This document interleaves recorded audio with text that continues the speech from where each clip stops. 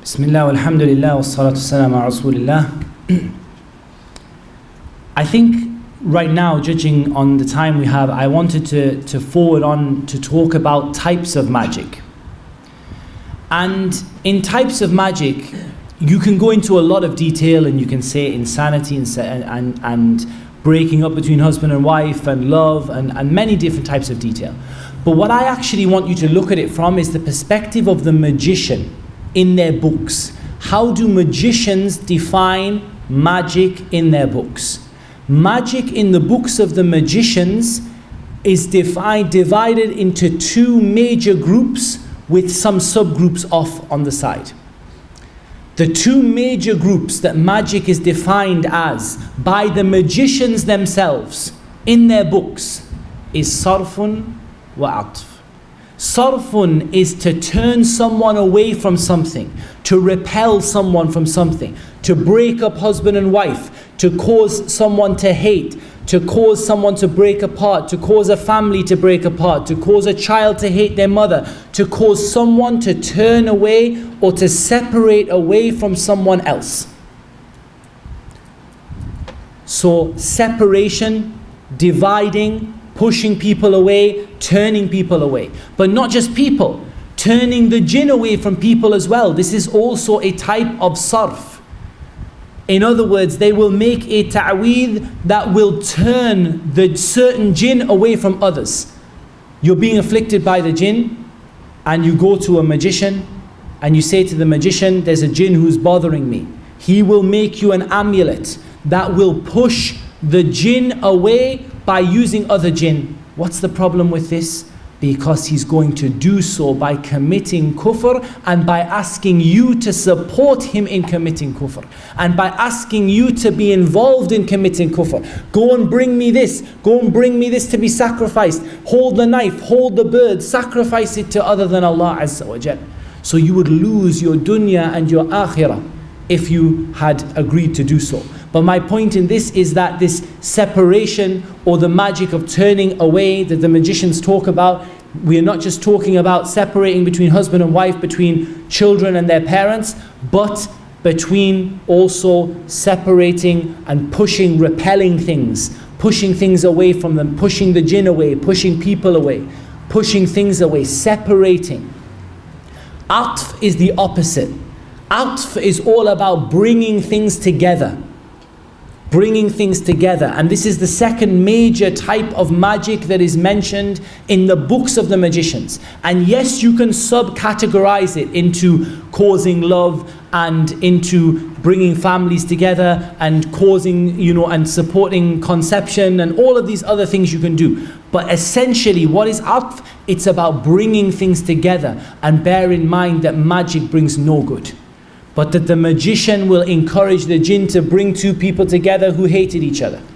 Or a woman has divorced her husband and he's gone to another woman. What will the magician do? He will make a charm for repelling the new wife from the first husband, and another charm, or integrate into the charm, bringing the old wife back together with the husband. So we have the magic that is to do with repelling and pushing away, and the magic that is to do with bringing things together. Bringing things together that were once apart, healing rifts that were once built, and they bring no good. They bring nothing but evil. This thing that they bring, it does not come with any good. It doesn't end up with a happy family. It ends up with all of them separated. Because Allah Azza wa Jal said, وَلَا يُفْلِحُ السَّاحِرُ حَيْثُ أَتَى. The magician will never be successful. He will destroy all of the families, even when he's trying to bring people together, or it will work for a limited amount of time. How often do we see people go and get a ta'weed from a magician and they say, oh, I had relief. The jinn left me, I feel so much better. Give them a year, give them 6 months, give them 2 months, they'll be back again. It didn't work, it's gone back, it's worse than it was before. Because the shayateen, ba'duhum awliya'u ba'd. They are helpers of each other, supporters of each other. They say, come on, you've made them happy for a while, now come on, let's join up and let's make them really miserable. It doesn't bring any good. The other types of magic that are mentioned in the books of the magicians specifically, magic to repel, magic to bring together, magic to protect the magician from the jinn. And this is a kind of sarf and atf as well. It's a kind of repelling and bringing together. That's why I said these are supplementary categories, is that what they will do is bring jinn to them, which are so-called protectors, and push away jinn from them that are there to harm them. Does it work? We just saw the guy whipping himself on the video. We heard the story of the magician who lives in a bathtub full of feces. وَلَا يُفْلِحُ السَّاحِرُ حَيْثُ أَتَى. The magician will never be successful wherever he goes. From the types of sihr that is mentioned in the books of the magicians is medicine. Sihr that has a medical purpose, to fix something that went wrong, or to sort of undo something medically. And this is mentioned. And again, this is more like a kind of bringing together, that they will bring the jinn. If someone has a bad heart, they will bring the jinn into the person to try to steady the rhythm of the person's heart. And وَلَا يُفْلِحُ السَّاحِرُ حَيْثُ أَتَى. The magician will never, ever, ever be successful. Whatever they try to do, it's going to fail. And of course, the worst kind of separation and the strongest kind is the magic of killing. And this is mentioned in the books of the magicians, and it's mentioned within the Sunnah as being the magic that was done to the Prophet sallallahu alaihi wasallam. The magic that was done by Labid ibn al-A'sam was magic to kill. Magic to kill. Subhanallah. So we have lots of other types of magic and subcategories, but broadly we're looking at repelling things, bringing things together, protection, medicine, and killing, and those three are kind of subcategories in a way to a certain extent. And again, the magician mixes. They make a ta'weed that contains the magic that is related to separation, and a ta'weed that relates to bringing people together. Bring me some jinn, push some others away. Bring me one person, divorce the other one. Break up one family, bring the next family in. This is the kind of stuff that they do. And we're going to learn in the next module, inshallah, that each of these type of magic has a specific number associated with it. When you will open the magic charms, you will see the number that is associated, and by counting the numbers, or the number of squares, or the number of the numbers the squares add up to, or by counting the number of needles or the number of pins in the voodoo doll, you will be able to tell what the magic was done for. Example, the number 7 is associated with bringing people together. You find a voodoo doll with 7 pins. It wasn't done to kill someone, and it wasn't done to harm them. It was done to protect them. You find a rope with 7 knots. It was done to protect them, and it doesn't protect them against anything, because the magician will never be successful. So each of these has a number associated with it in the books of magic. We went with our Shaykh Adil al-Muqbil to Cornwall, to the Museum of Magic. Subhanallah, we found the same numbers, the same information, the same categories with the magicians in Cornwall as the magicians in Saudi Arabia. And we saw videos from Indonesia, and the same numbers with the magicians in Indonesia, and the same in Africa, and the same in South America. Kufr is one religion, ya ikhwan. Kufr is one religion. And you can divide it if you like into this and this and this, but kufr is one religion in the end of the day. There are 2 religions. There is Islam and there is disbelief. The magicians cooperate. بَعْضُهُمْ أَوْلِيَاءُ بَعْضٍ. They cooperate with each other in this field. We've talked quite a lot about how one becomes a magician, and we've shown you a good number of the videos. I would like to show you a couple more that I think it's a good idea for us to show now. One regarding fortune telling. I'm going to just pop this over here. And this one is all to do with fortune telling. So it's showing, and this is in Cornwall, we took the video, it's showing the instruments that are used for fortune telling. Look what is written above the pan on the top left corner. It's a pan with a mirror in it, and they use it as a reversed mirror for you to see your future in the mirror, and you don't see anything of the future, and they simply mix the lies that they hear from the heavens. But this pan, what is written around it? Jibrail, Mikail, Israfil, Azrail. Go and open any ta'weed from the ta'weed of the Muslims. And this is in a non-Muslim museum. It's written in English. Gabriel, Michael, Azrael, Israfil. The names of the angels are written around exactly the same as the ta'weed that your so-called sheikh gives you from the masjid. Exactly the same. The fortune tellers.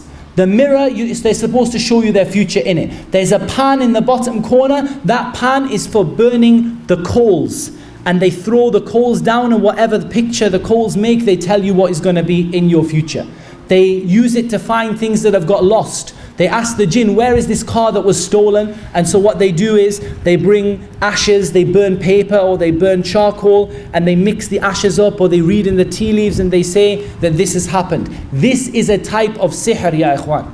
This is a type of sihr that the Prophet ﷺ said, whoever goes to a fortune teller and he does not believe in him, he doesn't accept it, he goes just to see what he's going to do, his prayer is not accepted for 40 days. You read your horoscope just for a laugh, your prayer is not accepted for 40 days. You go to watch a magician on stage, just let's see, we don't believe in it, alhamdulillah, we're Muslim. Your salah is not accepted for 40 days. And if you believe in him, فَقَدْ كَفَرَ بِمَا أُنزِلَ عَلَى مُحَمَّدٍ صَلَّى اللَّهُ عَلَيْهِ وَسَلَّمَ. He disbelieved in what was revealed to Muhammad. If you believe in the fortune teller, you disbelieve in what was revealed to Muhammad sallallahu alaihi wasallam. If you read it for entertainment, your prayer is not accepted for 40 days. And this same thing, ya ikhwan, from the English Museum, from the same place, the same people. You want to see what a magician does? Let's have a look at this video of what this magician does. Let's have a look at, first of all, this thing that you can see here. I'm going to pause it. I'm just going to pass it across. It's very difficult to see. It's very bright on my screen and it's a bit dull on the monitor. But here, what is here is there is a stone, and written on it is what? The same stones that are mentioned in the Harry Potter book, found being used by magicians to come close to the shaitan. The same stones that are used in the books of Harry Potter that they mention, the stone of life and the same stone description used by the magicians to come near to the shaitan. So you want your children to become magicians? You let them watch Harry Potter. They'll learn a great deal about how to disbelieve in Allah subhanahu wa ta'ala. But that's not what I wanted to show you more than anything from this video. What I wanted to show you is, and I hope we can see it, and subhanAllah, it's actually, Allahu musta'an, it's not befitting to show in a masjid. And subhanAllah, we only complain to Allah Azza wa Jal. I will try to take away some of the worst of it. But this is the use of fahisha, the use of filth and immorality and sexual intercourse to come near to the shaitan. And I'm going to try to find, if I can, in this video, there are pictures of male genitalia that the magicians use in coming near to the shaitan. These are some of the idols of the shayateen that they use to come near to the shaitan, some of the faces of the shayateen that they make to bring themselves near to the shaitan.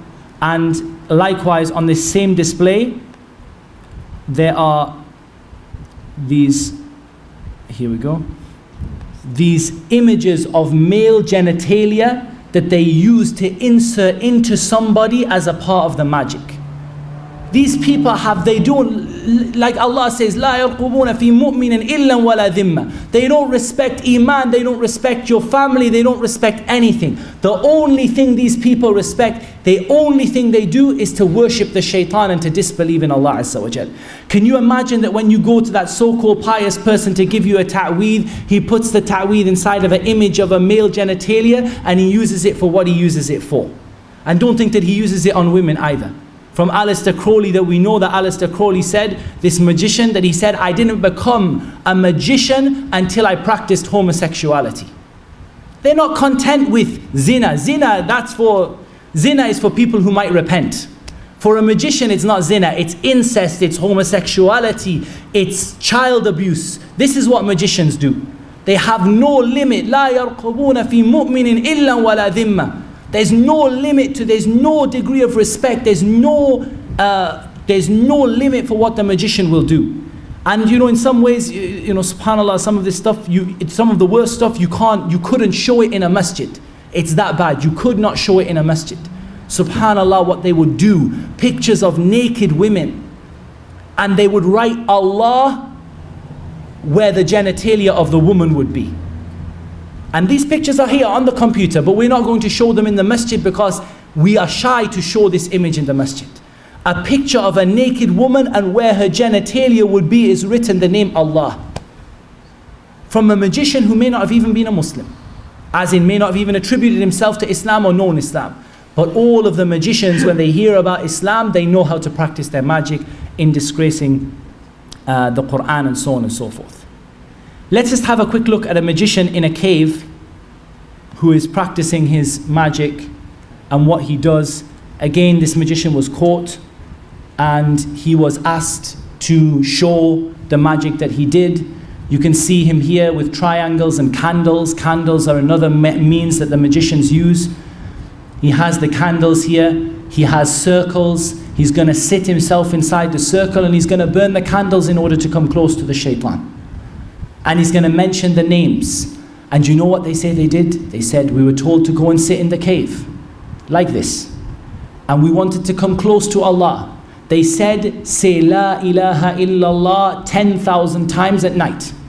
So he started, La ilaha illallah, La ilaha illallah, La ilaha illallah. He came back, he said, Shaykh, I couldn't say it 10,000 times. They said, you're not a wali from the awliya of Allah. You're not close enough to Allah. You do it again. He said, I couldn't say, I tried to say La ilaha illallah 10,000 times. Fajr came before. And by the way, he mentioned here when he sits in this cave, he's commanded not to pray. And he's commanded to urinate and defecate in the circle and sit in his own urine and his own feces. While he's lighting the candles and he's asking them to bring them, the shayateen to come. Then what happens, like we said, he sat himself in this circle and he's doing what he's doing with these candles here. You can see him sitting in the middle and he's doing this filth that he's doing. Subhanallah. They tell him to say La ilaha illallah 10,000 times. He says, I can't do it. They say, okay, we'll give you a way that you can do it. Just say who. And this will be La ilaha illallah. So what does he do? Exactly what the mutasawwifa do. He sits in a cave and he says who, until they say, until the revelation of Allah descends upon him. But it's not the revelation of Allah, it's the shayateen. Look at him sitting with his back there uncovered, and he's sitting in worship of the shaitan. This was not a Muslim. This particular one was not a Muslim. He was not the one that was saying Allahu, but this particular one was not a Muslim. But he's doing exactly what the Sufiya do, word by word, step by step. Look, read the books of the awliya of the Sufiya. What did the awliya of the Sufis do? We went into a cave and we sat in a circle and we began to say Allahu, Allahu, hu, until the shaitan came. Sihr, sihr.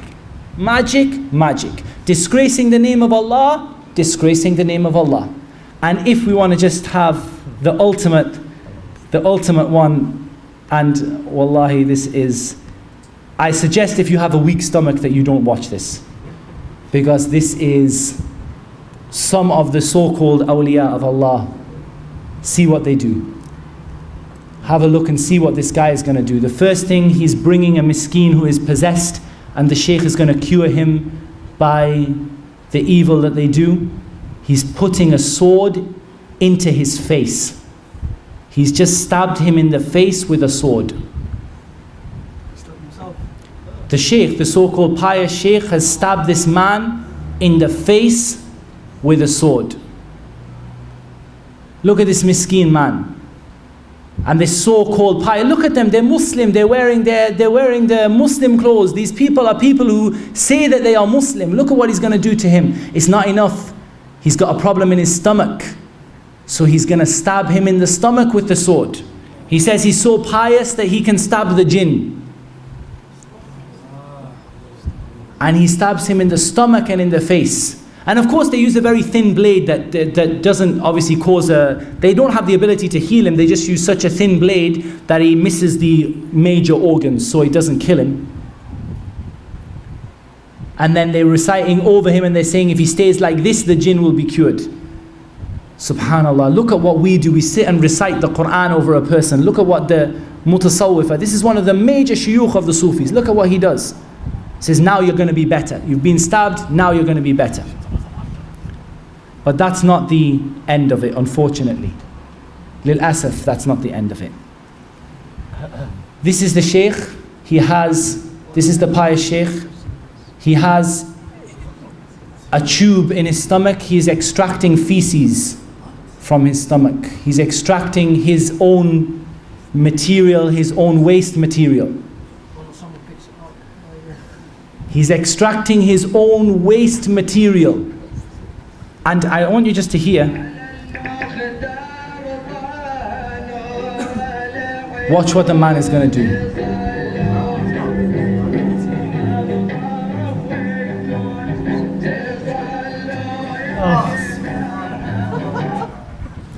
Wallahi ya ikhwan, this is the reality of the magician. Yeah, he ate it. This is the reality of the magician. This is the holy man from the mutasawwifa, the holy man who is from the greatest awliya of Allah according to them. He takes out feces from his own stomach and the people eat his feces. And they say that this is a wali from the awliya of Allah Azza wa Jal. And the magician does what he does and they come close to the people. Wallah, kufr is one religion, no matter whether they attribute themselves to Islam or not. And remember, it's not enough for the magician to do shirk. It's not enough. Don't make this clear in your mind. It is not enough for the magician to do shirk. The magician has to get the other people to do shirk. Why is that so-called wali such a powerful, so-called powerful sahir? Why? Because look how many followers he has. Look how many people he misguides. How many Muslims come to him for help. That's where he gets his strength from. Not from himself, but from him encouraging other people to worship other than Allah Azza wa Jal. This is about, in reality, this is not the worst of the videos that we have. But we had to set a limit to what we're willing to show here. But there are worse and worse and worse, and some of you will have seen it. Waliyadu billah. And it's absolutely unbelievable. What we're going to do now is we're not even going to take a break. We're just going to fall straight into the final series or the final part, which is regarding the amulets and the talismans and the magical symbols. And we're going to try to, if you like, educate you guys regarding what the amulets and the talismans actually mean and what each of the things in them signify, bi-idhnillahi ta'ala. There's not enough time to mention the ruling on amulets and stuff. Just quickly mention it. You might as well quickly just mention it.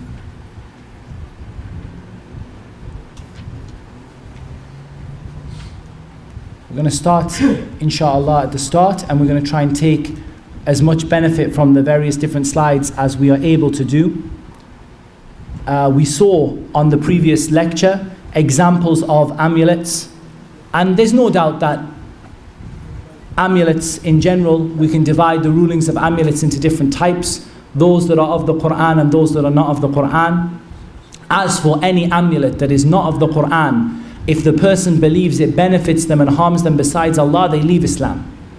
And if they believe that it has no benefit to them, but they wear it anyway, then they've committed the worst of the major sins.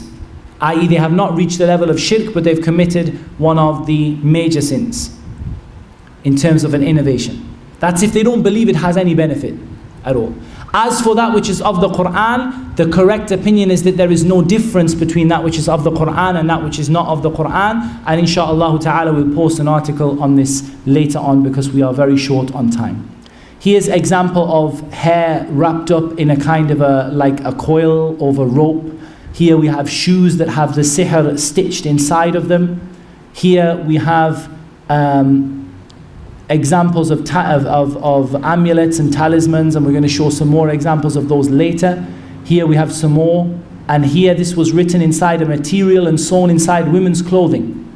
So they had a time in Riyadh where what was happening was a number of women were becoming very sick, and they thought that there was a plague, and they traced this plague back. It wasn't a plague, it was a sahir who had sewn magic into a number of abayat, women's abaya, and they had given the abayat and sold them in the market, and so the Hayat al-Amr bil Ma'ruf and Nahy anil Munkar were able to go and to recall those things.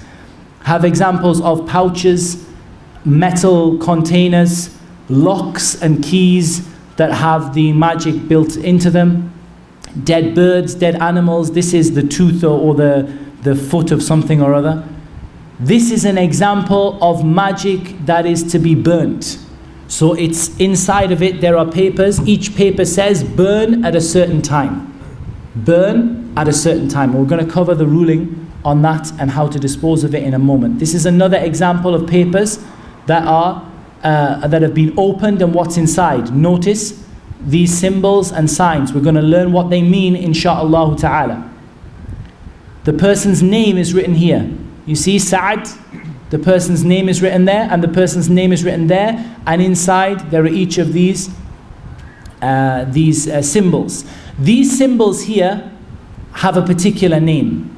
They're known as a seal, as in S-E-A-L, a seal, as in a khatam, a seal, something you seal them by. And they're called the seal of the magician, Khatam as-Sahir, Khatam as-Sahir. An example of incense that is to be burnt and papers that are to be burnt alongside the incense. This is an example of some that are hung. This is an example of papers put in water, and the water is given to a person to drink. And this may be with their knowledge or without their knowledge. They may come to them and say to them, put this paper in, mix it in the water, drink a bit of the water every day. The same things are written just like this, these kind of symbols and signs. And we're going to learn what those symbols and signs mean, insha'Allah ta'ala.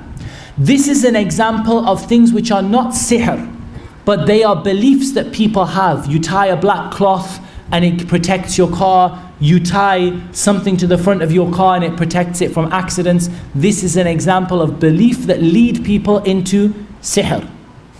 These things that are hung from, these are the hands of Fatima. This is an example of sihr sewn into clothing. If one of the brothers could just move the projector slightly so we're catching, because at the moment we're catching a little bit of the left hand side. Just slightly, ever so slightly, so that we catch the middle of it.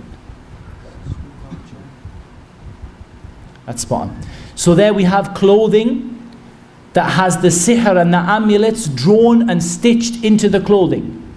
Here, this one is stitched into clothing as well. Look at squares, symbols, talismans, amulets, locks. People say, I mean, when you talk about magic developing, magic doesn't really develop in the sense that the same magic is done, that has always been done and that was taught and that the people learned. But of course they find new ways to implement it. So instead of tying knots, they may use padlocks. And they will tie the knots around the padlock. So they will tie the padlock, and around the padlock they will tie the requisite number of knots. Eggs. These are eggs that have writing on. These eggs are either to be smashed or they're to be put in a certain place. Every number, the number of eggs and the numbers written on the eggs has a meaning, and we're going to learn it insha'Allah ta'ala. Rings. The inside of that brass ring has got some of the names of the shayateen written inside of it. And we're going to talk about how to destroy that, because you can't burn it, it won't go away. Here we have some incense. This is mixed of various different kinds of incense. Some of it we use in the masjid, and there's nothing wrong with that. But when the incense, there's nothing wrong with the incense that is used when the intention is to perfume. But incense to bring the shaitan, to draw away the shaitan, this is from the types of incense that is used in magic. Birds. Notice here, the bird has the talisman tied to its foot, and it's left to fly in the air, and the person will suffer wherever the bird lands, and however the bird flies, the person will begin to suffer from it. This is the same example of the one that was inserted into the private parts of the woman who is menstruating in order to disgrace the Quran and the speech of Allah Azza wa Jal. The description of the magician is briefly mentioned here. The magician, sitting in places of filth and unclean places, disgracing the Quran, doing immorality, having an evil smell, and so on and so forth. He is appearing to be a pious person. he's eating or devouring the wealth of the people in falsehood, and he's claiming for himself rububiyyah, one of the signs of the magician. And again, you may find these in all magicians, you may find in some magicians. You may not find every description in every magician. This is very, very, very important. This is talking about the stars and astrology. Do not see them as completely separate things. Fortune telling and astrology has a key part to play in regular magic.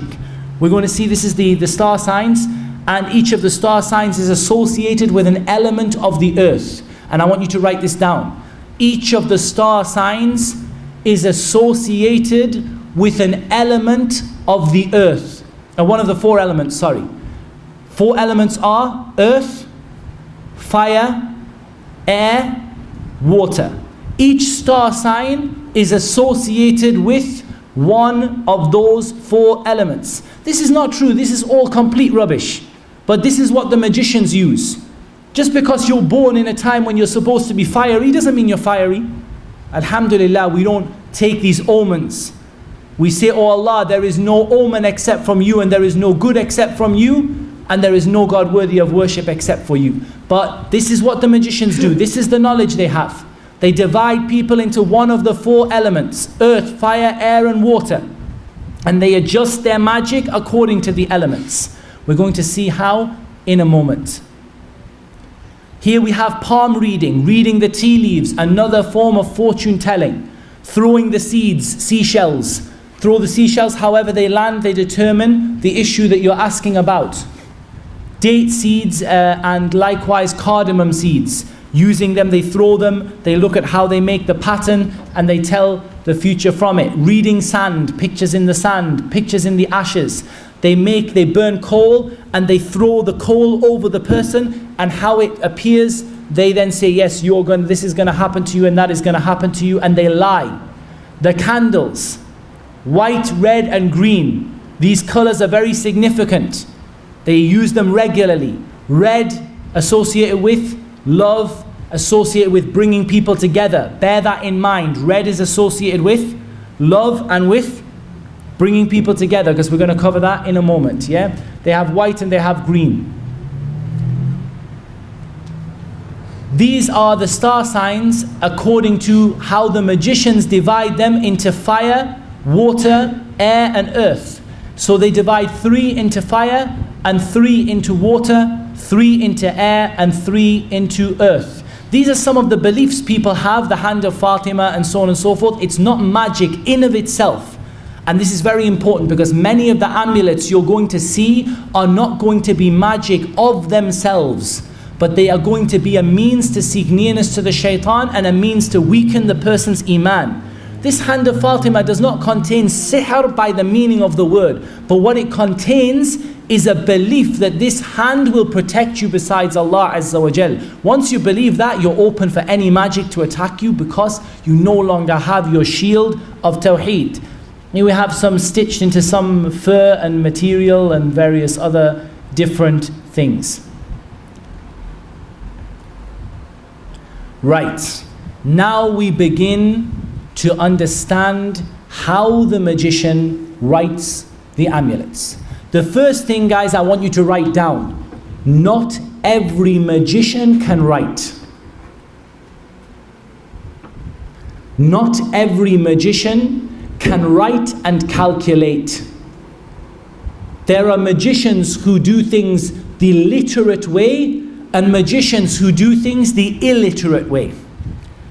Okay? So there are magicians that do things by writing, and magicians that do things the simple way, the village way, like they call it. They call them village magicians here in England, the witch of the village or the witch of the town. They don't write, but they have alternatives to the writing. And the alternatives are based on the same system.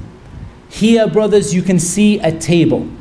And I'll just mention the table quickly to you so that you can, if you don't have it, you can sort of keep it in mind. Alif is equal to 1, Ba is equal to 2, Jim 3, Dal 4, Ha 5, Waw 6, Zai 7, Ha 8, Ta 9, Ya 10, Kaf 20, Lam 30, Mim 40, Noon 50. Sin 60, Ain 70, Fa 80, Sad 90, Qaf 100, Ra 200, Sheen 300, Ta 400, Tha 500, Kha 600, Dhal 700, Dad 800, Dha 900, Ghain 1000. We'll inshallah show you a copy of this later on. Don't worry about it, inshallah. What do the magicians do with this?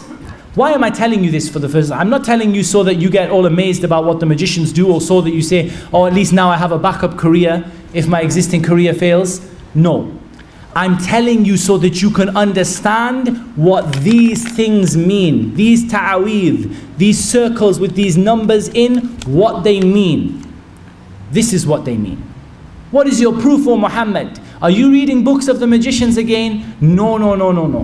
My proof is from Ibn Abbas radiyallahu anhuma, that Ibn Abbas said, there are a people who write abajad, alif ba jim dal, abjad hawaz, hutti kallim. There are people who write abajad. Look at the knowledge of Ibn Abbas. Look at how he understands. A people who write abajad. They write abjad hawaz, hutti kallim. And then so on and so forth. So the first row, abjad hawaz, hutti kallimn. People who write abajad. What do they do with abajad? They look up in the stars. What did he say? ينظرون في النجوم ما أرى من فعل ذلك له عند الله من خلاق. I do not believe that this person has any reward in the sight of Allah Azza wa Jal for anything that they do. Subhanallah. What is this action Ibn Abbas is describing? Abjad, and then looking at the stars. This is the essence of what the magicians do to perform their magic. Ibn Abbas understood the essence of what the magicians do to perform their magic. What do? The first thing they do is they take your name, and what do they take along with it? Your mother's name. Your name and your mother's name. Your name and your mother's name. And between the two they write bin, ba, noon, not ibn, bin, ba, noon. Girl, boy, they don't care. Magicians don't recognize male and female in this regard. Everyone, male or female, they write bin, ba, noon. So they write your name, bin, and then your mother's name, whether you're male or female. What do? For each letter, they calculate its value. For each letter, they calculate its value. So bin, for example, I think is 52, and they add that on, they add them all together and they come up with a number. So let's just look as an example of someone who doesn't exist. Muhammad ibn Aisha. Muhammad ibn Aisha. Someone get their phone out, get their calculators out. Muhammad ibn Aisha. Muhammad, they take the meme. Where's the meme on there? 40. Put 40 down. Then they take the ha, 8. It's 48. Then they take the meme, that's 40, so we have 88. Then they take the dal, and that's 4, which gives us 92. Then they add 52 for bin. Okay? So now we have 144. Then they take Aisha, Ain, 70. Alif and Hamza, they do exactly the same. So 1 for the 1. Okay, so 71. And then they take the Hamza again, another 1. Hamza again, another 1. And then they take the Sheen, which is 300. And then they take the Ha, Ta marbuta, which is the Ha, which is 5. Anyone add those up? 521. Add that to 144. Do we say 144? What do you get? 665. So the number that is produced by the magician for Muhammad ibn Aisha, 665. What does the magician do? He continues to divide it by 12 until he gets a number between 1 and 12. He continues to divide it by 12 until he gets a number that produces a number between 1 and 12. So the first time he divides it, what does he get? He divides 665 by 12, what do you get? 55. Then he divides it again by 12. 4.6. 6 and above, not 5 and above, 6 and above, they round up. 5 and below, they round down. 6 and above, they round it up. So what do they get? 5. So here we have this miskeen person who the person is going to do sihr on them. He has the number 5. And then they go back to the chart of the elements. And they begin to count. 1, 2, 3, 4, 5. And they come up, they start, it's not clear on the picture, we'll show you in a moment where they start. And they come to 5. 5, they come up with it and they say, for example, I'll give you an example. They say, it's difficult to see on there. They say that 5 is, maybe that says earth, I can't see, it's very, very difficult to see. In any case, they say earth. What are they going to do when they come up with earth? Who knows? What are they going to do when they come up with earth? What are they going to do with the ta'weez? Bury it in the ground, bury it in the grave, bury it in the soil. This was found buried partially in the soil. Why is it buried in the soil? Because the calculation of the person it worked out as was turabi, someone who was a soil person, an earth person, or in the sand or in the grave. If they're a person of fire, what are they going to do with it? Put bukhur, put incense and burn it. If they're a person of water, what are they going to do with it? Put it in water, in the sewer, in the toilet, in the water, in the sea, in the river. If they, and so on and so forth. If they're a person of air, what did we see in the previous videos? The bird, or hang it on a tree so that it blows in the wind. This is the action of the magicians. And I'm just giving you a brief overview. There's more to learn than that, but that gives you a brief overview. This set of numbers is very important for deciphering the ta'weed. You can open the ta'weed, and the numbers refer to names and they refer to names and they refer to letters. So we can take these corners that have the numbers in and we can say the first number that we have is the number 1. So this is, a number 1 is an alif or a hamza. And then after that, these are somewhat difficult to read because we were arguing over what the numbers were. We have what I think is an 8. So we have a ha, or it may be a 6, which is a wow. And then they have at the front what looks like a 7, which is a zai. So they have here zah or zaw, depending on whatever they're writing. These are names of the shayateen that they come to see close to the shaitan in. Every ta'weed, take this number chart, start decoding it. Sometimes there are number charts that are different from this one. We're going to look at some of them, but as you learn, you'll learn more. Don't go around asking people for their names and their mother's names so you work out whether they're buried in the earth. They'll think you're a magician. But just in general, it gives you, it just gives you an idea. Sometimes the magician gets it wrong. It's said in a weak narration, and Allah Azza wa Jal knows best, in a weak narration, that the Labid ibn al-A'sam calculated Muhammad sallallahu alaihi wasallam's name wrong. He calculated as Muhammad ibn Halima and not Muhammad ibn Amina. It's said in a weak narration. Weak narration, it's not authentic. If that's true, they said that's why the sihr didn't work. And Allah Azza wa Jal knows best, and it didn't work because Allah Azza wa Jal didn't will it to work. But it is genuinely true that there are times when the magician gets it completely wrong. But in general, this is how they do their work. These are what the numbers mean in general. We went to Cornwall, we found the same numbers in the English Museum with the English equivalents. A was 1, B was 2, J or C was 3, D was 4, H was 5, W was 6. So on and so forth. The same numbers, the same codes written. One of them we found the same names of the shayateen that are written in this ta'weed here. We found the same names written on top of male genitalia with blood dropping out of it in a Dutch magician's house. Never seen, heard of Islam. And he writes the names of the shayateen, the same names, and he writes them in this to cause the person not to be fertile, to cause the person to become infertile. So he wrote it a male genitalia, and inside he wrote the same 9 boxes, and in each one he wrote a code, the same thing here, one of the names of, or 3 of the names of the shayateen, in order to bring them near to the shaitan. Let's look for a second at the next list.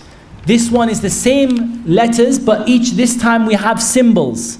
Can you see there are kind of funny symbols? So along with alif, alif kind of looks like a straight line. But if you look at dal, dal looks like the Arabic word ala. Ala.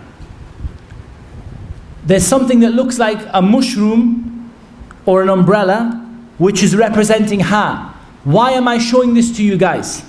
So that you recognize that on the ta'weez, they may not write the symbols in Arabic letters. They may write them in this code. This is called Al-Qalam Al-Rawhani. Why is it called Rawhani? They believe that every ayah, from the Mubtadi'ah, we said, who is carrying the knowledge in Islam? The people of Bid'ah. What do they say? They say that every ayah has a spirit, a guardian spirit. A Rawhani. Every ayah has a guardian spirit. And when you disgrace the ayah or you call upon the ayah, they say call upon the ayah, but in reality they disgrace it. What do? They believe the guardian spirit of the ayah comes to serve them. Shayateen, jinn. But this is what they believe. We write Ayatul Kursi in a certain way with these numbers, and the guardian spirit of Ayatul Kursi, who is in reality a jinn from the shayateen, will come and he will serve me when I write Ayatul Kursi in a certain way. That's what they believe. Al-Qalam Al-Ruhani, the symbols they believe in. These symbols are present in the ta'weed. We can go back to these ta'weed that we showed you before. The same symbols are there for you to see in the same way that they were before. We can go back and flick through some of the symbols, some of the ta'weed that we saw before. And the same kind of symbols are there. See the same symbols. Same symbols. Here, same symbols. Here, same symbols. Same symbols are coming again and again and again. Here, same symbols. Same symbols. Same symbols.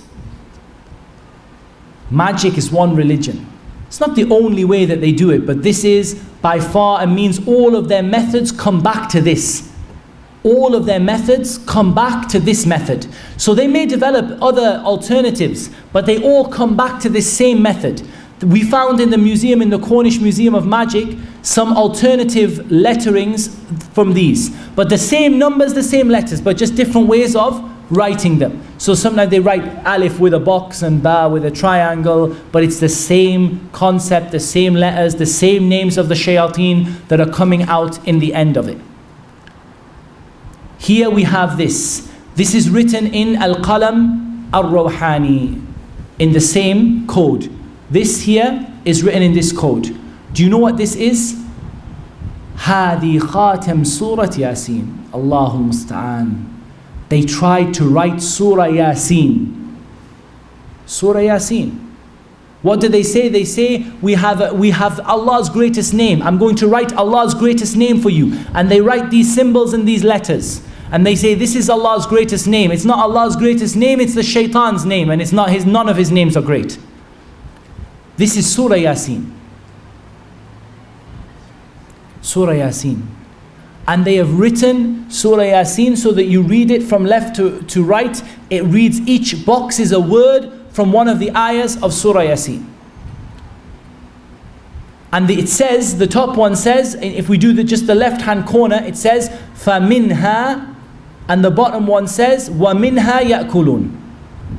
The same decoding we just did, same thing. If you were to take your time to decode it, this one would say, فَمِنْهَا, and this one would say, وَمِنْهَا يَأْكُلُونَ. Who memorized Surah Yasin can tell me what the missing word is?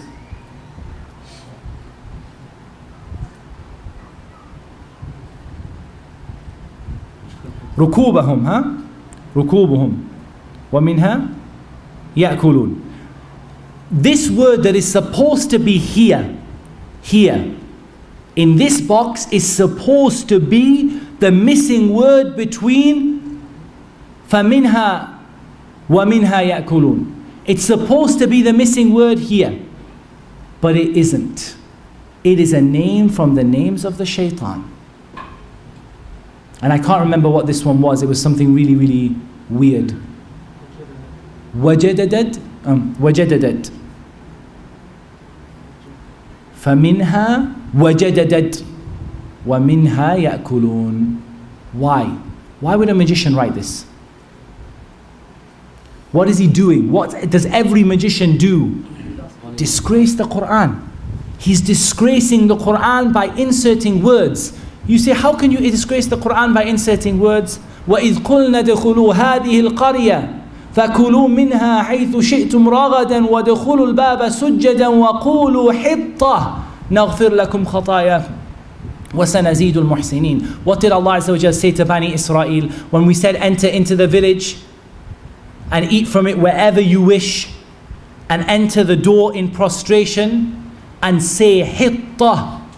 And some of the ulama, they say hitta means wipe out my sins. What did Bani Israel say when they went through the door? Hinta. Hinta. Instead of hitta, they said hinta. What's the difference between hitta and hinta? One letter. One letter they change in the ta'weed. One letter, and they disgrace the words of Allah Azza wa Jal.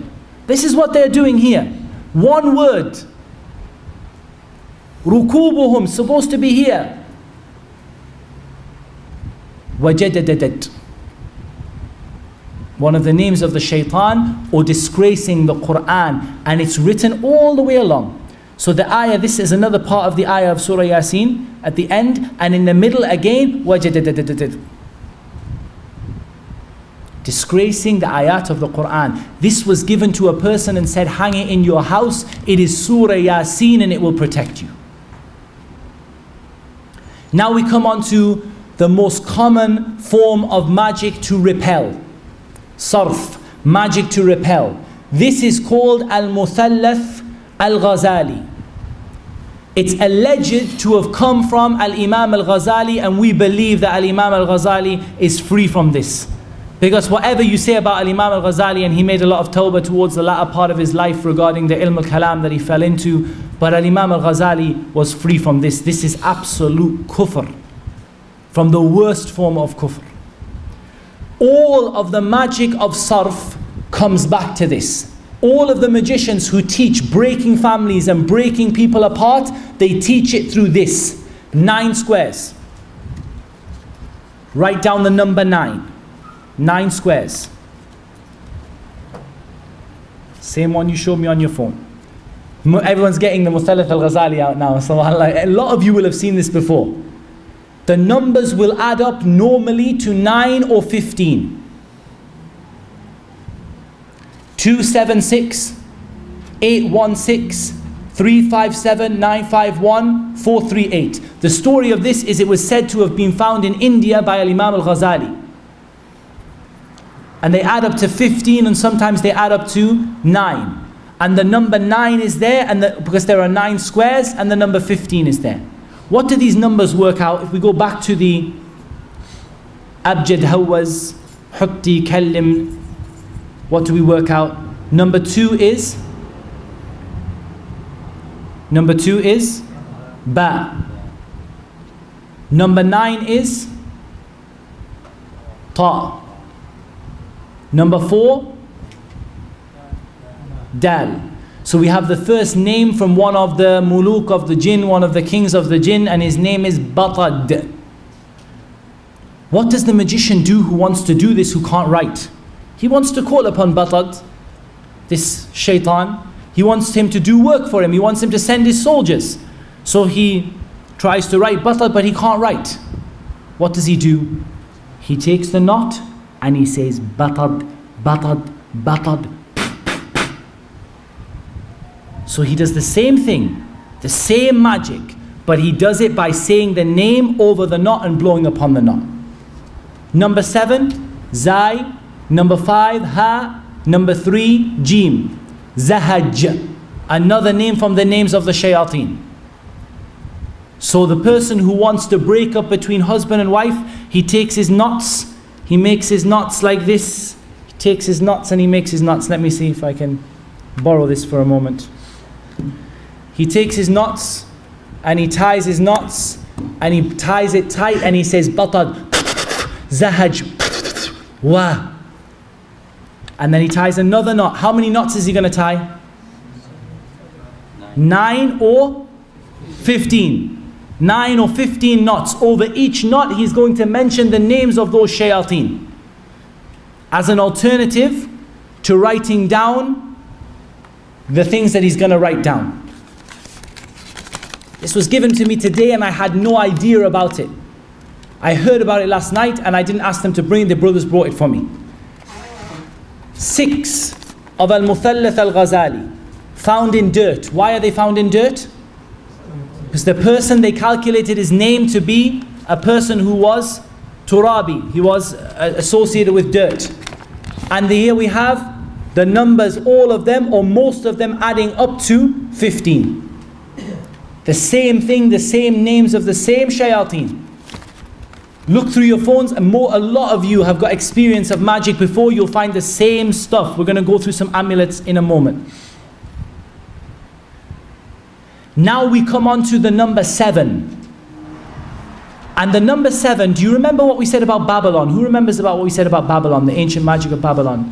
The 7 stars of Babylon. These are the 7 stars of Babylon. And again, each of the 7 stars of Babylon has a symbol, and each of the symbols corresponds to a letter from the Arabic language.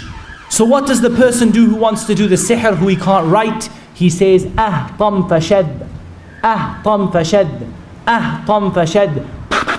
And he blows on the knots. وَمِن شَرِّ النَّفَّاثَاتِ فِي الْأُقَدِ. You will see these in your ta'weed. Go through your phones and all the ta'weed that you have. If it was done for protection, bringing people together, causing you to love someone, you'll find on it ahtam fashad, or the numbers that calculate to ahtam fashad, or the symbols that calculate to ahtam fashad. Same symbols, same system. There are 7 symbols, 7 stars of Babylon. Each one of the symbols represents one of the stars. And each one of some of the kings or the leaders of the jinn has what? A name that corresponds to one of the 7 stars of Babylon. MashaAllah. They don't stop, subhanAllah. They named themselves after the 7 stars of Babylon.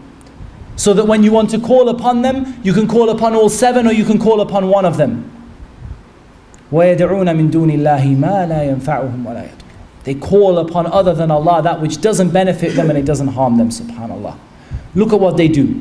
So here they have these symbols and these characters here. And the characters they meet, so you have Lam, Mim, Qaf, Fa, Nun, Jim, Lam. That's another alternative lettering. And you'll see that in a moment, what it corresponds to. So here we have these names of these shayateen. The first name of the shayateen is, and I can't pronounce them, Lat Hatil. That's the first one. The second star of Babylon, the shaitan who has taken his name after it, is Hat Hatil, Hat Yatil, Hat Batil, Ha Tatil, Hat Latil, Kha Tatil. And all of the numbers and the letters calculate to the same table of letters, the same symbols, and it's the same names of the shayateen. So you open up a ta'weed and you see Lahtatil, Qahtatil, Mahtatil, Tahtatil. It was done to preserve somebody, to make someone love somebody through the 7 stars of Babylon. It's not complicated, ya ikhwan. These people are stupid. It's not complicated, but they have their system. And wallah, I said to you, ikhwan, we took Shaykh Adil al-Muqbil hafidhahullah to Cornwall. And the same thing in the English magic in Cornwall, the same thing. The same names, the same stars, the same symbols. We said, where is this from? He said, it's from a village in Devon. Not from the Arabian Peninsula. Latatatil or whatever his name is. He has a presence in a village in Devon from a people who grew up in Christianity, and some of them were pagans.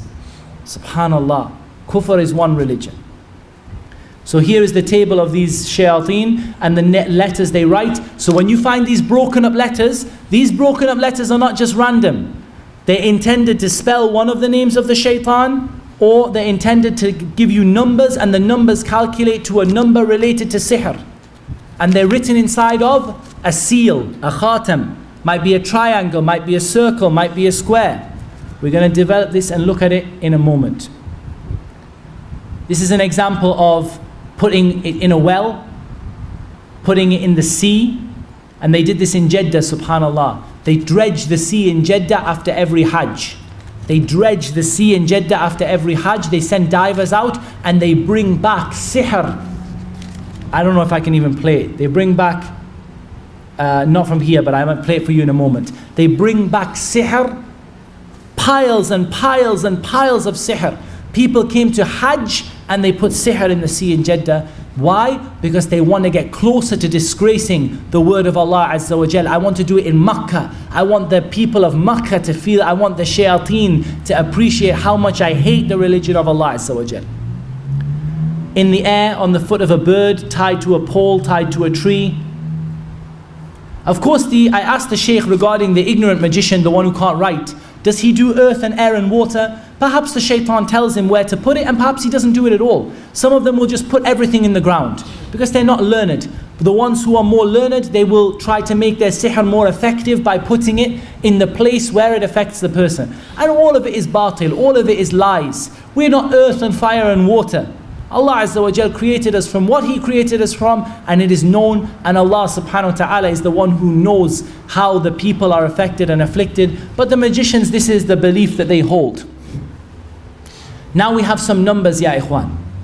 The number of knots, or the number of pins, or the number of eggs, or the number of stars, or the number of whatever else they have, or the number of squares, or the numbers that add up, or the letters that add up to numbers in the squares. What is each one for? How is each one done? We said that 7 was related to the 7 stars of Babylon, was done to protect. 9 was done to harm, to drive people away, to break up between husband and wife. 11 was done to kill. 11 was done to kill. 3 was done for medicine. Medicinal purposes, and usually for the sahir himself, he has a bad back, so he ties 3 knots, 3 numbers, 3 letters, which works out to the name of one shaitan made up of 3 letters and 3 numbers. It's all interlinked. 5 to protect the magician from the shaitan, and it doesn't protect him from anything. And 15 we said is the same as what number? 9. 15 is the same as 9. So if you find the ta'weez, let's count. Here we have squares made up of 9. And we have all sorts of little pictures and squares made up of 9, and each of the numbers either add up to 9 or they add up to 15. So this was done to separate between a person, to break up a family, to send some jinn away. What do you do if you find a mix of numbers? 7 and 9 together. We said they can, the 7 is for a reason and the 9 is for a reason. The 7 is to bring the girl he loves to him, and the 9 is to make his wife leave him. And like this the magicians do. 3 for medicine, 5 for protection, 5 for protecting the magician himself, 7 for bringing people together, causing love, bringing people into each other, 9 to tear people apart, 11 to kill. And the 11 that was to kill, if you can see this picture, I'll try to zoom it for you if I can. It's a picture of a comb, and it's tied 11 times with 11 knots, and the hair from the comb, the mishata, is tied 11 times. This is the example of the misht wa mishata that was done to the Prophet sallallahu alaihi wasallam, and Allah Azza wa Jalla knows best. 11 knots with his hair from his beard and his head sallallahu alaihi wasallam, from his comb tied. The comb is separated into 11 separated groups, and each one is tied with 11 knots, and the hair is tied around. And Allah Azza wa Jal knows best. The number of knots, we don't have a firm proof for it, but We know that misht wa mishalta, and from the experience when we found misht wa mishalta before, we found that these combs are tied 11 times with 11 knots, and it's to kill a person, and they can't harm anyone except with the permission of Allah subhanahu wa ta'ala. Now we come to how do you destroy each of the ta'awith. And I know this is probably going to perhaps for certain brothers cause a degree of controversy. So all I'm going to do is I'm going to say what I'm telling you now is what Shaykh Adil bin Tahir al-Muqbil told me. And the Shaykh has spent his entire life opening magic. And his entire, subhanAllah, that's his job. Day in, day out, his job is to find magicians and open magic. So what I'm going to tell you is what the Shaykh told us. That's it. Okay? Can I ask a very quick question about this topic before we move on? So this is almost like a code of conduct, is it? Where they're kind of signing this kind of contract and they're making this amulet or this ta'weez. But I mean, why do they care? Why do they have to abide by this? Why can the magic be broken by destroying a bit of paper? So why do they have to abide by this? Yeah, I mean, like if the shayateen are intent on destroying someone, why do they even bother? Why do they have to do that? Why do they even bother? If the shaitan is intended, it's a very good question. And the answer to this is that sihr is a knowledge. If it was a simple case of asking the shaitan to go and kill that person, that would be how it was done. But instead, sihr is a knowledge, it's a science. And this is what they know. This is the science that they teach the people. And you can download, unfortunately, books of magic from the internet. Same stuff, same numbers. This is what they do. And Allah Azza wa Jalla has decreed that this is how they were taught. This is how the magicians were taught. This is the knowledge that they found, whether they found it under the throne of Sulaiman, as some of the Mufassirin say, or they found it from some of the angels whom Allah sent as a test and a trial. But this is how they found it. And in reality, all of it is falsehood. In reality, none of it has any real significance in terms of us as Muslims. It doesn't have any real significance. But this is what the magicians do, and this is how they work. And this will help you to interpret what the ta'weed is for. First of all, this ta'weed here, what is it for? 7 stars. It's for? To bring people together for love. It's there to burn. Why is this stuff there to burn? The person is supposedly fiery, according to the magician, yeah? When you find this, what should you never, ever, ever do? Burn it. MashaAllah, tabarakallah. Why? Because this is the sihr that is designed to be activated by burning. Any sihr you find, we're going to talk about in a moment. If you don't know, tawakkul ala Allah, bismillah. Do what you have to do. But when it's clear that it's to be burnt, you don't burn it. What do you think you do instead? Recite some of the ayat over some water. Put the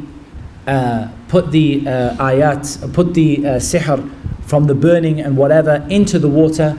If you can dry the paper out afterwards, you may be able to burn it afterwards. But the main thing is the bukhur, the incense and the powder needs to go in the water. Where are you going to throw the water away?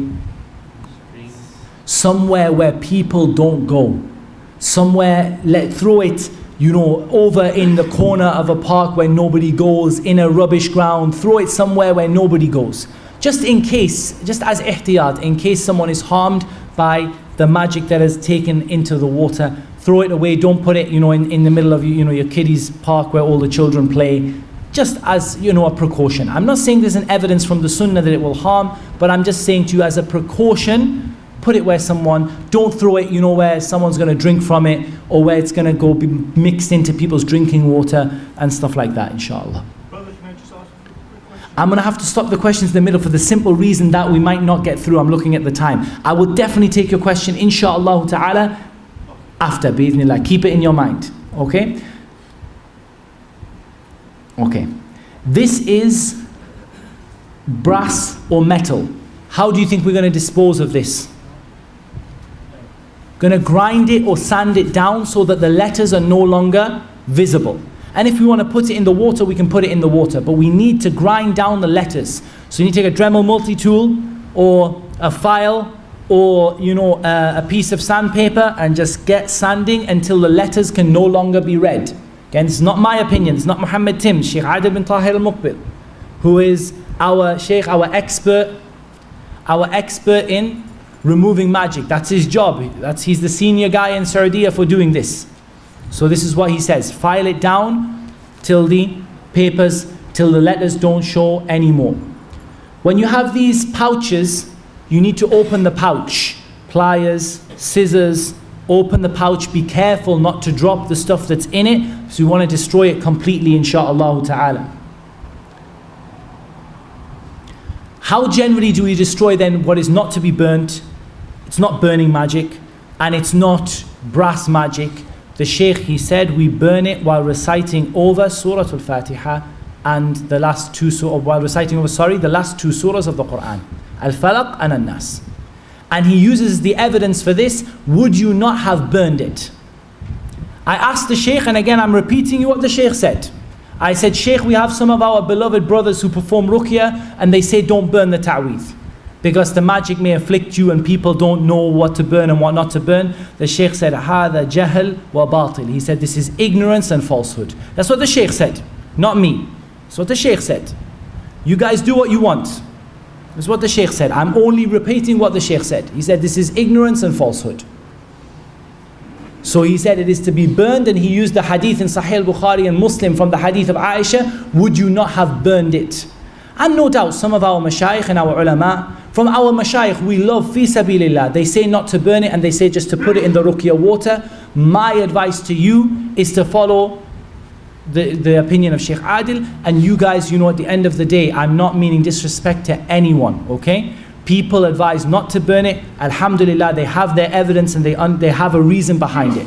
But my statement to you, Aisha radiallahu anha said, would you not have burned it? The Prophet said, Aisha, don't. He didn't say, Aisha, what do you mean burn it? You're going to harm the people. He just said, no, I didn't burn it because Allah Azza wa Jal saved me from the effects, and it was broken through the ruqya that the Prophet was done upon him, and the reading that Jibreel did and what the angels did, and so on and so forth. It's very important that you also be aware of what you are burning or what you are putting in water, whatever you're doing with it, that you be aware of it. If it has things like menstrual blood on it, you're not going to recite and blow the Quran over it. So you're reciting and blowing. Bismillah, قُلْ أَعُوذُ بِرَبِّ الْفَلَقِ مِنْ شَرِّ مَا خَلَقَ وَمِنْ شَرِّ غَاسِقٍ إِذَا وَقَبَ وَمِنْ شَرِّ النَّفَّاثَاتِ فِي الْعُقَدِ وَمِنْ شَرِّ حَاسِدٍ إِذَا حَسَدَ. You can blow at the end of the surah or after every ayah. Some of the narrations suggest, and they're all weak, but they suggest the Prophet ﷺ blew after every ayah, and some of them suggest that he blew after each surah. In any case, you blow. As soon as you see menstrual blood, feces, you're not going to read the Quran over it. You're going to put it into the water and clean out the feces. If it's the Quran, rose water, something nice smelling to remove the feces from it, and then you're going to dry it out and you're going to burn it. Or for those people who dislike doing so, and we're going to give them their due respect, then we're going to say to them that this is for them to do. They're going to leave it in the water. But at the end of the day, you need to remove the impurities. You don't take a sanitary towel that has menstrual blood in and say قُلْ أَعُوذُ بِرَبِّ الْفَلَقِ. You don't disgrace the Quran like that, okay? As soon as you see that, you clean it, you separate the papers, you put it in the water. The other thing you need to put in the waters for certain are things where the ink is soluble, okay? When the ink is soluble, the ink it like disintegrates in water, put it in the water and make the ink wipe away, wash away, throw the water away and burn the paper if you wish to do so. And I, like I said, I have mentioned that, that we have some of our beloved brothers who do ruqya, who don't burn, and they don't advise to burn. My advice and my strong feeling and my practice and what I've always done and advised the brothers to do is to burn everything on the condition that it is not there to be burnt, as in it contains bukhur or it contains incense, or on the condition that it's not soluble ink. The soluble ink you're going to put in the water first. And then the water as well. Falaq and Nas. If you want to read Al-Fatiha, Ayatul Kursi, it's okay. But ideally, Falaq, Nas. Falaq, Nas. This is what was sent to the Prophet ﷺ to break the magic that was done to him, alayhi salatu wasalam. So this is a brief introduction, really. And we've seen a number of different things. What I want to do now is to show you some of the ta'weed that Brother Abu Ibrahim has collected.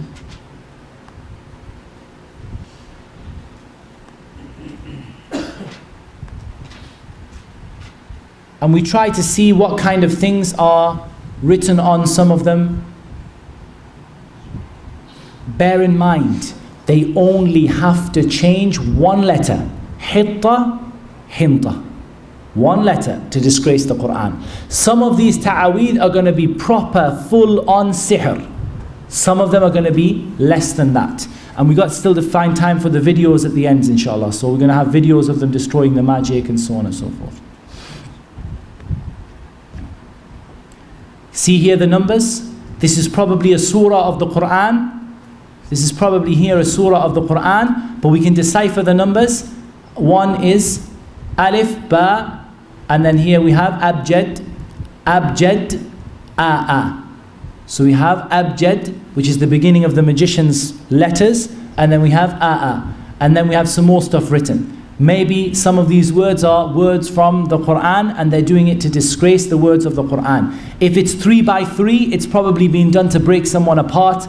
If not, it may have been done for other reasons or simply just to disgrace the Quran and to seek nearness to the shaitan. Because not every ta'weed is the actual contract. Many of these ta'aweed are not the contract. What they are there for is they are there as a taqarrub to the shaitan, as a means of seeking a qurban to the shaitan, a means of sacrificing to the shaitan. Some of these have written on them that the woman, if she's pregnant, she ties it onto her left arm. Subhanallah, look at the belief of the people. Allah musta'an. I'm trying to find some that are clear on the screen. Here we see, can you see it's like a diamond shape? I'm looking at the same screen as you, but I can see there's a diamond shape. Inside of the diamond shape there's a square. These are the seals of the magician. He does squares and shapes. The shapes are known as the seal of the magician. Okay? We have... That one previous had Ya Jibreel, Ya Israfil. This one had on the corner. One down. I'll let you, we share the mic, inshallah. The one further down. This one in the corner. This one had the Quran recited in the middle, written in the middle, and then in the corners it had Ya Jibreel, Ya Israfil, Ya Mikael, Ya Israel. So the same names as the magic. And the same names as we found where? In the English Museum of Magic in Cornwall. Subhanallah, the same thing. Do you see the letters there? Arabic letters written around the words, disgracing the ayat of Allah Azza wa Jal. Numbers with meanings the names of the shaitan. And then 7, whatever that is, abjad, hawaz, maybe zai. Here, and you have all of these names. They can be ayat, they can be names of the shayateen. You can decode them yourself, you can calculate them. Maybe the magician used a different system. You can find the system, you can work it out if you need to do so. Why would you need to do so? In general, you just want to get rid of it. But for times you want to do so. Why? To prove to the miskeen who comes to you and says, this is Ismullah al-A'zam. This piece of paper is Allah's greatest name. The brother Abu Ibrahim, he mentioned the story of the Queen of Sheba. The Ifrit who offered to take the throne was beaten by who? Who took it instead? Who brought the throne instead of the Ifrit? A man who was given knowledge of the scripture. What knowledge of the scripture was he given? The Mufassirun say he was given the knowledge of Allah's greatest name, and he made dua by Allah's greatest name, and the throne appeared. So he made dua, and the greatest name of Allah, and Allah Azza wa Jal knows best, is Allah, or as some of the scholars say, Al-Hayyul Qayyum, or Allahu la ilaha illahu, Al-Hayyul Qayyum, according to the difference of opinion amongst the scholars in this. And it seems the strongest is that the name Allah is Allah's greatest name. But they will tell you, I have a secret. Ismullah al-A'zam, Allah's greatest name. It was passed to my children, my grandfather, and he passed it to me, the awliya of Allah. This writing here, this squiggle is Allah's greatest name. It's not Allah's greatest name. Open a book, Aleister Crowley, names of the demons that I seek help from. The same name that he says is Allah's greatest name is in the book of Aleister Crowley under names of demons that I seek help from. Subhanallah. Because the magicians in this country, they don't fear Allah Azza wa Jal, they don't fear the people, and they don't fear the sword, so they openly tell people of the magic that they do. Look at all of these symbols here in the squares, all of them based on the same thing.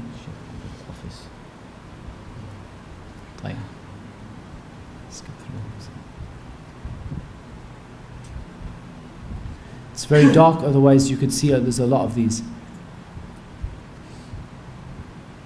All of these letters, they are not done without meaning. They have numbers. Work the letter backwards to the number. So here, take the letter and calculate the letter backwards to the number. Add the numbers up. They probably add to a number that refers to what the magic is being done for, or they refers to the name of the shayateen, or they are breaking up the ayat of Allah letter by letter. So Qul huwallahu ahad, they write qaf, and then they write lam, ha, waw, hamza, ha, dal. They intend something different. They say, look, Qul huwallahu ahad. What they mean, the qaf is a name of a shaitan that begins with qaf. And the lam is the name of a shaitan that begins with lam. And they write their names in it. But they say, look, Qul huwallahu ahad. This is why we don't have these ta'aweed, ya ikhwan. Look at the state of what these people do, subhanAllah. And there are loads and loads of them. Here, look at the stars. What was this one done for? Tell me straight away, look at this and tell me what it was done for. There is bringing people together in there because the stars are there, potentially. I'll tell you the story behind this. This amulet was, it's actually much longer. It was about actually 6 foot long when we, it was all folded up, but we took what we could. It was actually 6 foot long when we unfolded it. But this brother, he's a practicing brother, but his parents had gone to a magician, and this was to protect the house from shayateen, and it was also to bring the family members together. And when we destroyed this, after we destroyed this, the brother narrated to me that they would wake up in the morning and there would be blood smeared all over their doors and of the walls of the house as well.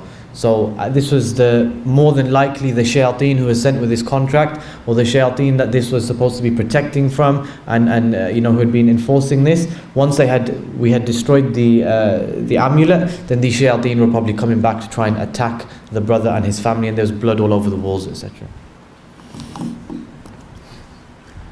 Okay, we continue. Circles. How many can you see inside the circle? 9, box of 9.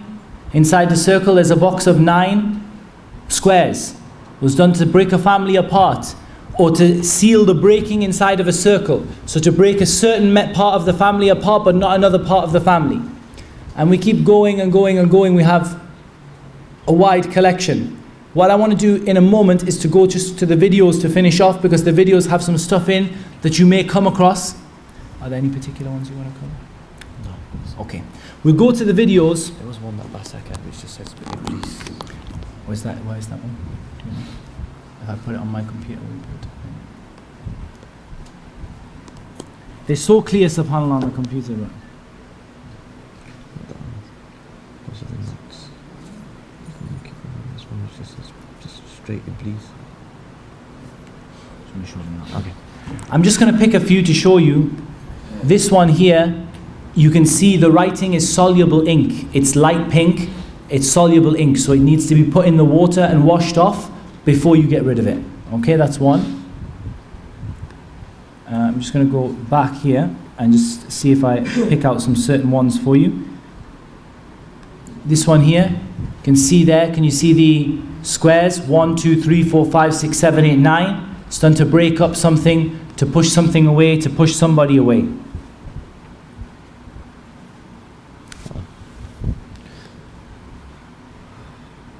Have a look at this one, ya ikhwan. It's very, very difficult to see, but it's full of these words. What does that say? Iblis. Iblis, Iblis, Iblis, Iblis, Iblis, Iblis, Iblis. That poor miskeen person was probably told that that thing around their neck was Surah Al-Fatiha and Ayatul Kursi. I have Ayatul Kursi around my neck. It's my belief, it's Ayatul Kursi. Iblis, Iblis, Iblis, Iblis, Iblis. Subhanallah. This also looks like a noose, kind of. It looks like a noose, but they draw things. I think they've written it's as though they've written a khatam, a type of a seal, which is an open-ended circle, or a ha. And inside of it, they've written the word Iblis, and part of it is open. So Allah knows best what they intend by it. Let's go quickly, just to finish off in the next 5 minutes, very, very, very quickly before we begin the salah, regarding some of the videos of destroying the magic and the magic that was done. I'll try and show you the most important first, because I presume that we're going to run out of time. Okay. They're opening a box. And in the box, what we're going to see? Yeah, not a lot, because you can see it very clear on the computer. You've got eggs in there. You've got bits of material, bits of cloth. You have a knife or a pin stuck through the inside of the bird. In fact, you know what I'm going to do? What would be easier is to move it onto here and just to describe you what we have. So we have a dead bird, and the bird, between the inside of the cavity of the bird and behind the wing of the bird, there is something stitched onto it. We have eggs. 1, 2, 3 plain white eggs. 4, 5, 6, 7. Now what do we have? 7 eggs. 7 eggs go in the box. 2 more eggs. Hold on. We've got 2 more, 3, 4. That makes 11. And now we have some knives. 1, 2, 3, 4, 5, 6, 7 knives. 8 knives, 9 knives, 10 knives, 11 knives. 11 eggs, 11 knives. Someone's trying to kill somebody. Razor blades, pins, needles, not razor blades. 1, 2 razor blades, 3 razor blades, 4 razor blades, 5 razor blades, 6 razor blades, 7 razor blades, 8, still going, 9, 10. We have a bag full of stuff that looks like lentils or some kind of something like that it's buried in, and they're still picking out razor blades to make up 11, and pins. Now they've got 11 pins. So how all the numbers match up together, okay?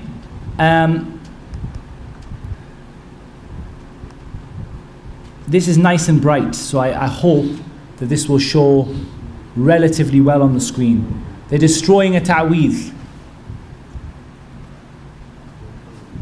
Don't worry about not seeing this too much, guys. We will overwrite it on the videos on YouTube. You'll be able to see it very, very clearly, inshallah ta'ala. It's nice and clear on the screen. It's just the projector and the light from outside makes it difficult to see. So they're opening up the ta'weez.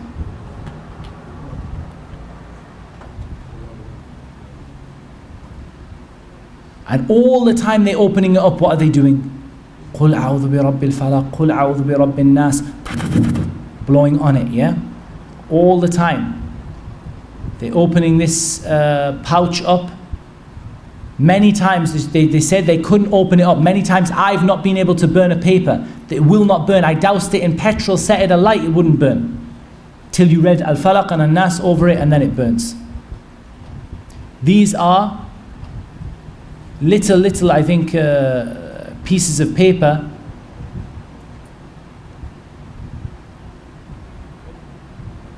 as he's opening it. What's he going to find inside? Start to see the khatam, the seal of the magician in there.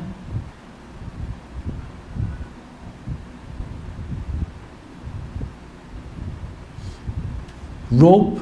When there are knots, you must cut the knots. You must open and cut the knots, okay? Each knot, take a razor blade. Get yourself in your ta'weez kit, we're going to talk about the kit that the Raqi has tomorrow.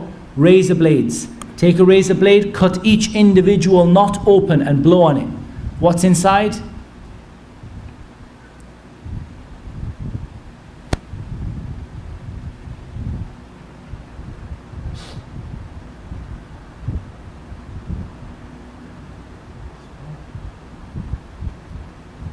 And see all of the writing on there, and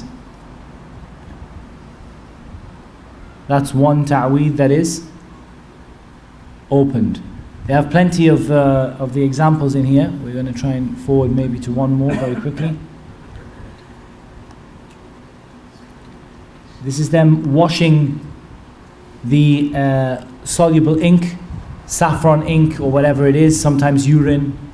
They're washing it in the bowl of water that's been recited upon, then they're going to dry out the paper and they're going to burn the paper.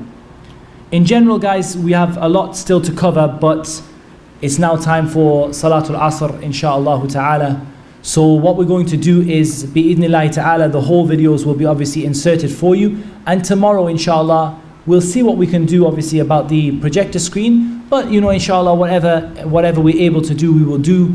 And if not, then inshallah, you'll be given the videos even on CD or something, or we can even give USBs or put them online somewhere, YouTube links or whatever, for you to watch them inshallah, so that you can be aware of what you're seeing. Bi'idhnillahi tabaraka wa ta'ala. And if possible, I'll over-translate them. I'll do voiceovers so you can hear what the person who is opening the ta'weed is saying.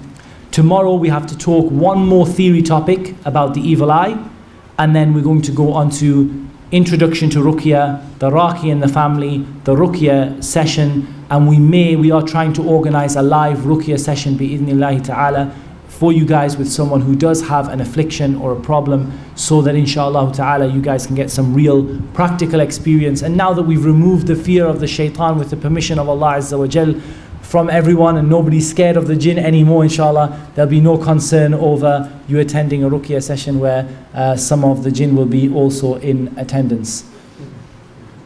Taib, inshallah. Let's break for Asr, inshallah, and we wrap it up there. Jazakumullahu khairan, ya ikhwan. You've been very, very patient. The weather hasn't helped. It's been lovely weather, but difficult, and we ask Allah subhanahu wa ta'ala to accept it from all of us. Subhanakallahumma wa bihamdik, shadu an la ilaha illa anta astaghfiruka wa atubu ilayk.